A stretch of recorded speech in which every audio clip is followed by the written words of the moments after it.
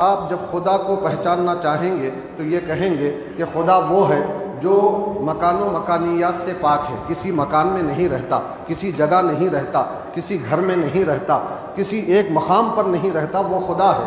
خدا وہ ہے جو زمانہ اور زمانیات سے پاک ہے کہ کسی زمانے کے ساتھ اسے مخصوص نہیں کیا جا سکتا۔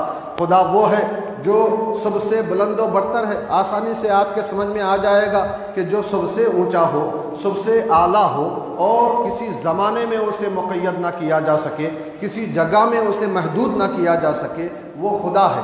مگر اولیاء کرام کا معاملہ اس لیے پریشان کن ہے کہ یہ اولیاء الگ زمانے میں رہنے والے نہیں ہوتے، الگ مقام پر رہنے والے نہیں ہوتے، بلکہ ان اولیاء کو ہمارے درمیان ہی رکھ کر رب تبارک و تعالیٰ نے ہمارے لیے آزمائش کا ایک ذریعہ بنا دیا ہے۔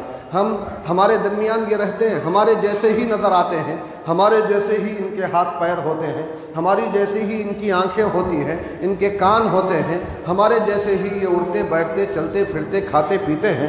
چونکہ ہمارے جیسے ہوتے ہیں لہذا ان کو سمجھنا بڑا مشکل ہو جاتا ہے۔ ہم سوچ میں پڑ جاتے ہیں کہ کیا واقعی یہ ولی ہیں، کیا واقعی یہ ولی؟ مگر اللہ کے رسول صلی اللہ علیہ وسلم نے ولی کی پہچان بتا دی، اشارہ بتا دیا کہ دیکھو ایک علامت ہے آسان سی کہ الذین اذا رؤوا ذکر اللہ، ولی وہ ہوتے ہیں کہ جب انہیں دیکھو تو خدا یاد آ جائے، جب انہیں دیکھو تو خدا یاد آ جائے۔ یہ علامت ہے، جس کے چہرے پہ نگاہ پڑے اور سمجھ لو کہ خدا یاد آ رہا ہے تو سمجھ لینا کہ وہ اللہ کا ولی ہے۔ اور ہر زمانہ ولیوں سے خالی نہیں ہوتا، قیامت تک اولیاء آتے رہیں گے۔ میں مشکوٰۃ شریف کی حدیث کا خلاصہ آپ کے سامنے رکھتا چلوں۔ رسول پاک صلی اللہ علیہ وسلم نے ارشاد فرمایا ہے کہ ہر زمانے میں 40 ابدال ہوتے ہیں، 40 ابدال ہوتے ہیں اور ان کا مرکزی مقام ملک شام ہوتا ہے کہ انہی اولیاء کے طفیل بارشیں برسائی جاتی ہیں، بلائیں دور کی جاتی ہیں اور لوگوں کو رزق عطا کیا جاتا ہے، پریشانیوں میں لوگوں کی مدد کی جاتی ہے۔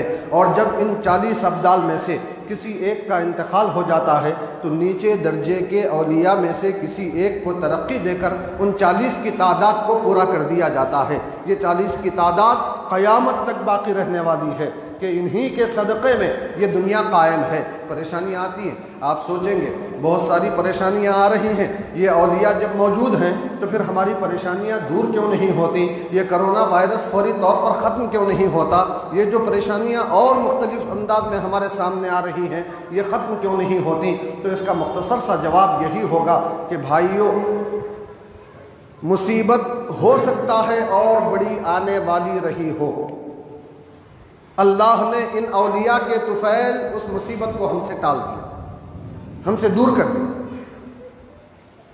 کیوں؟ سرکار فرما رہے ہیں کہ انہی اولیاء کے صدقے میں تمہاری مدد کی جاتی ہے، تمہیں رزق دیا جاتا ہے، بارشیں برسائی جاتی ہیں۔ تو ہر زمانے میں اولیاء کرام موجود ہوتے ہیں، مگر یہ بھی ذہن میں رہے کہ ان اولیاء میں جیسے ہر جگہ ایک نظام ہوتا ہے، کوئی چھوٹے عہدے والا ہوتا ہے، کوئی اونچے عہدے والا ہوتا ہے، کوئی سب سے اوپر عہدے والا ہوتا ہے، ہر جگہ ایک نظام ہوتا ہے۔ میں زیادہ تفصیل میں نہیں لے جاؤں گا، بات اشارہ میں کہتا چلو سمجھ میں آ جائے۔ تو ایسے ہی اولیاء کرام کے معاملے میں ان کے اپنے مقدس گروہ میں بھی رب تبارک و تعالیٰ نے الگ الگ درجات رکھے ہیں، الگ الگ۔ پورے اولیاء ایک درجے میں نہیں ہوتے، سب کے اختیارات ایک جیسے نہیں ہوتے، سب کا مقام و مرتبہ ایک جیسا نہیں ہوتا۔ ان اولیاء میں ایک سب سے بڑے ولی ہوتے ہیں جو ان تمام اولیاء کے بھی ولی کہلاتے ہیں، اسی کو کہا جاتا ہے پیران پیر، پیروں کے پیر، جو تمام پیروں کے پیر ہیں، جو تمام اولیاء کے ولی ہیں، جو سردار اولیاء ہیں، ان کو غوث اعظم دستگیر سیدنا عبد القادر جیلانی علیہ الرحمت والرضوان کے نام سے ہم جانتے پہچانتے ہیں۔ یہ اولیاء کرام ہیں، اللہ کے ولی ہیں۔ اور ولی کا معنی کیا ہے؟ میں آپ کو آسان لفظوں میں بتاتا چلوں۔ ولی کا ایک معنی ہے قریب، ولی اللہ کا معنی اللہ سے قریب۔ ولی کا ایک معنی ہے دوست، تو معنی ہوا ولی اللہ کا اللہ کا دوست۔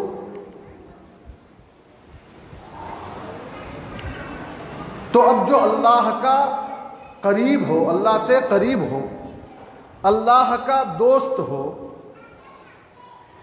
یقین جانیں وہ خدا کی عطا سے بڑے اختیار والا ہوتا ہے۔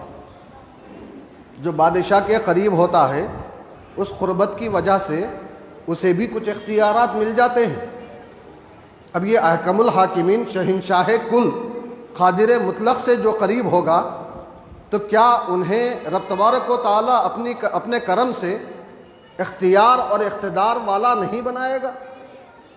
اس کی سمجھنے کے لیے بہترین دلیل یہ ہے کہ میں نے ابتدا میں جن آیات مبارکہ کی تلاوت کی ہے اس میں اللہ تعالیٰ خود ان کی ایک علامت بتا رہا ہے کہ جب یہ کہہ دیتے ہیں کہ اللہ ہمارا رب ہے اور پھر اس پر مضبوطی سے جم جاتے ہیں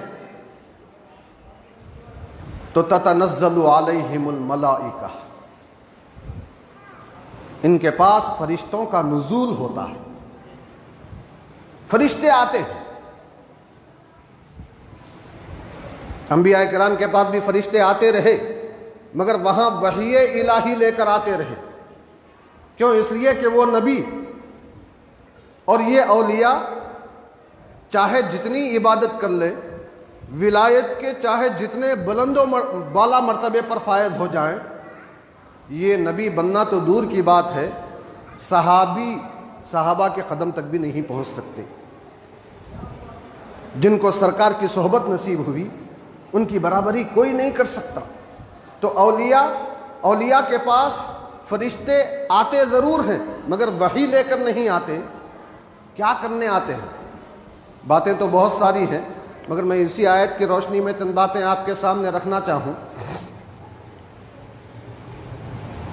کہ اللہ خود فرماتا ہے کہ فرشتے آتے ہیں ان اولیاء کے پاس،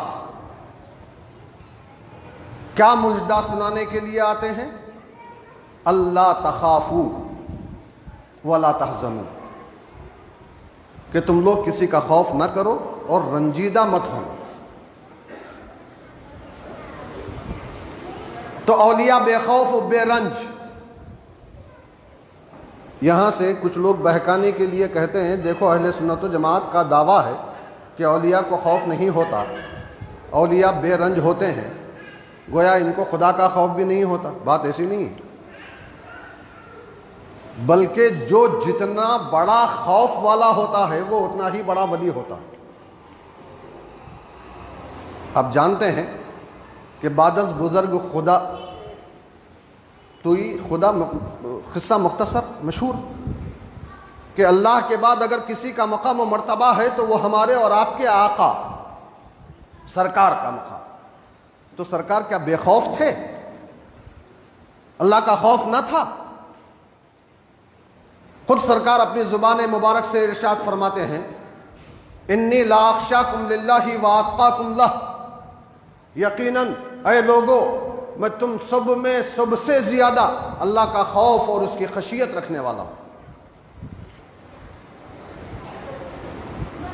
خدا کا سب سے زیادہ خوف۔ تو یہ اولیاء کے بے خوفی کا جو مجدہ ان آیتوں میں سنایا جا رہا ہے، اس سے مراد خدا کے خوف سے بے خوفی کی بات نہیں ہو رہی، بلکہ اولیاء وہ ہوتے ہیں جن کو دنیا کا خوف ختم کر دیا جاتا ہے۔ کیوں؟ اس لیے کہ وہ خوف خدا کے بڑے مقام و مرتبے پر ہمیشہ خدا کی بارگاہ میں لرزاں و ترساں رہنے والے، دنیاوی خوفوں سے بے نیاز کر دیے جاتے ہیں۔ دنیاوی رنج اور پریشانی ان کے قریب بھی نہیں آتی۔